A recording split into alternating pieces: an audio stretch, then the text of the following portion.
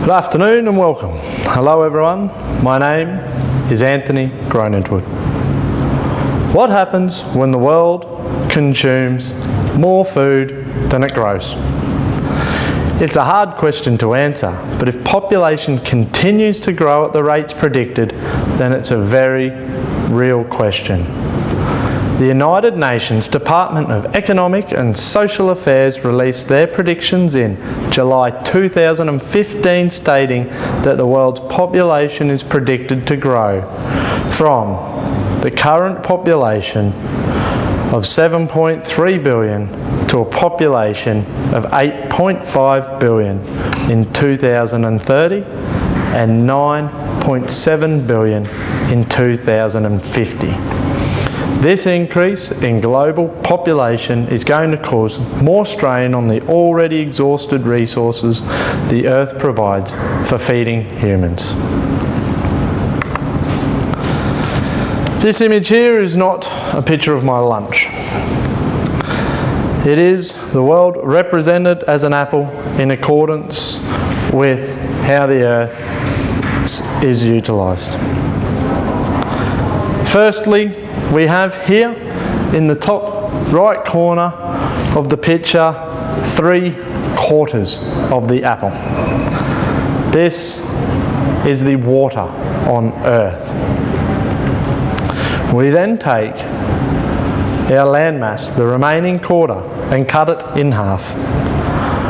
1/8 of our original landmass, of our Earth's mass here, this 1/8 represents the uninhabited land that is certainly not suitable for growing produce.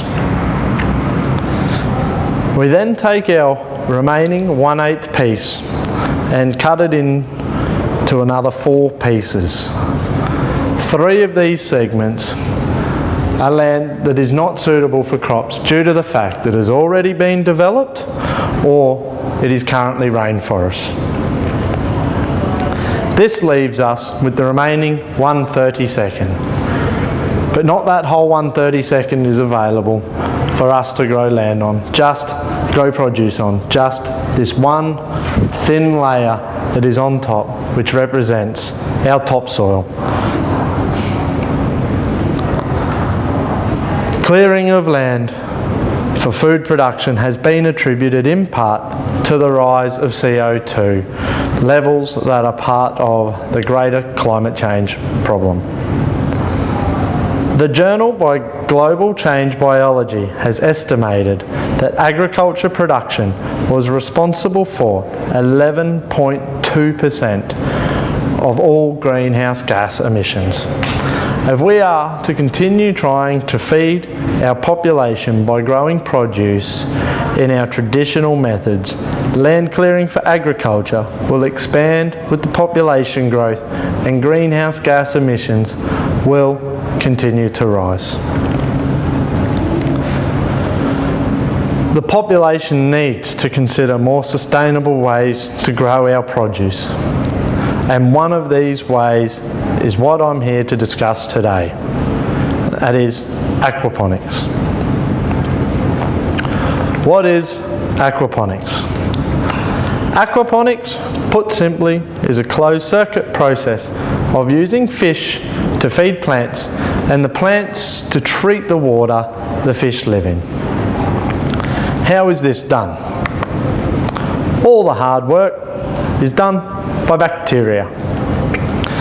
If we were to just recycle the water from the fish, past the roots of the plants and back to the fish, we would find the plants and aquatic life would not survive due to an increase in the ammonia generated in the system. Ammonia is created from the metabolism of the fish in the system. Water is drawn from the fish tank through a biofilter or series of biofilters that contain 2 types of bacteria. Firstly, Nitrosomonas bacteria feed on the toxic ammonia and convert it to nitrites. And then Nitrobacter bacteria metabolize the nitrites and produce nitrates. The water then passes the plant roots. The water, now rich in nitrates, fertilises the plants, as nitrates are a key ingredient in plant growth. The water is also now safe to be returned to the fish tank, and the cycle is repeated. Aquaponics is suitable for growing a wide array of produce: tomatoes, capsicum, cucumbers, herbs, strawberries, and also flowers and decorative plants can be grown in aquaponics. However, today we will be discussing produce.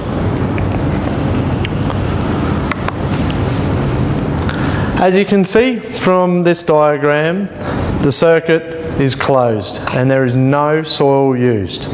This means there is no degradation to soil, and also only 10% of the water used to grow produce in the traditional cropping methods is consumed for the same yield when grown in aquaponics system. This greatly reduces the impact on the environment, as harmful fertilisers that are used to reinstate degraded soils are not required. In fact, no fertilisers are used in an aquaponics system. Due to the minimal use of water used by aquaponics, the location for farms can be expanded to areas that traditional farming simply can't be viable. Aquaponics farms can be established in arid areas where energy from the sun is available in abundance, and water can even be provided from a desalination plant if required.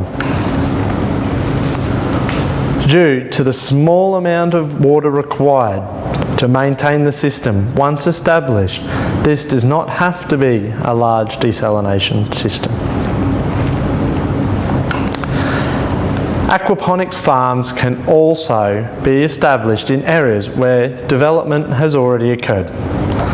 Farms are able to be built on top of shopping centres and office buildings, warehouses, or even integrated into existing urban green spaces.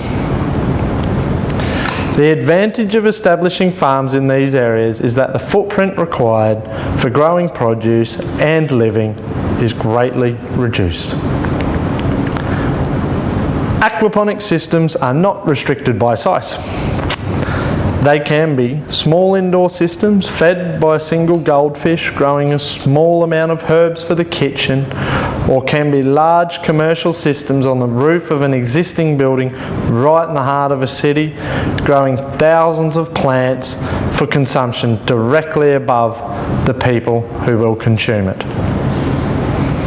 This flexibility cancels out the need for unnecessary haulage of produce from farming regions to where the population is dense.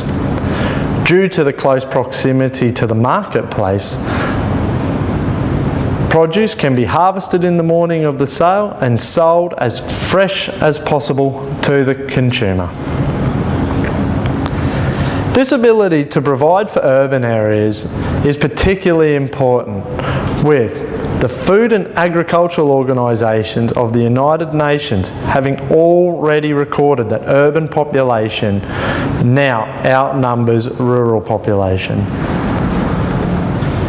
We've already mentioned that aquaponics does not use any fertilisers to stimulate growth in the plants. The nutrients are generated from bacteria, converting the ammonia into nitrates. And we have mentioned that the systems don't use any soil. This elimination of soil allows the design of how plants are orientated and how densely they are grown to vary greatly from traditional cropping. Growth rates for aquaponics are similar to those of the best traditional cropping methods, but due to the greatly improved density that the plants are able to be planted, it is viable to enclose the growing environment and exclude pests. This results in harmful pesticides not needing to be used. Pesticides are used in high levels with traditional cropping, and the effects they have on the environment has been widely documented.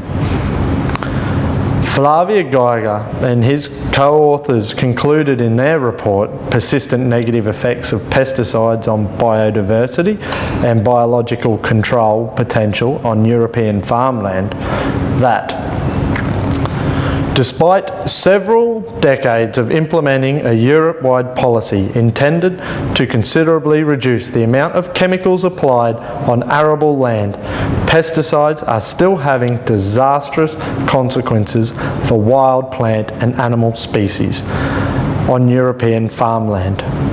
Importantly, this impact is also manifested as a reduction of the potential of natural enemies to control pest organisms. Limiting the use of pesticides in the environment is clearly one way to reduce the effect that we have on our flora and fauna, and aquaponics demonstrates that this can be achieved for much of the produce that we currently consume. In conclusion of my speech today, I would like you to consider the future. I would like you to think about the fact we will have more people on the planet, and that population will be living more and more in urban environments. These people in the future may be your children or grandchildren, and they deserve the right to live in a healthy environment and have access to fresh produce. One of the ways we can ensure we provide these items for our future generations is to improve our methods of growing produce and ensure we minimise our effect we have on the environment. Aquaponics is one of these improved methods that we must be embracing into the future. My name is Anthony Groen-int-woud. Thank you.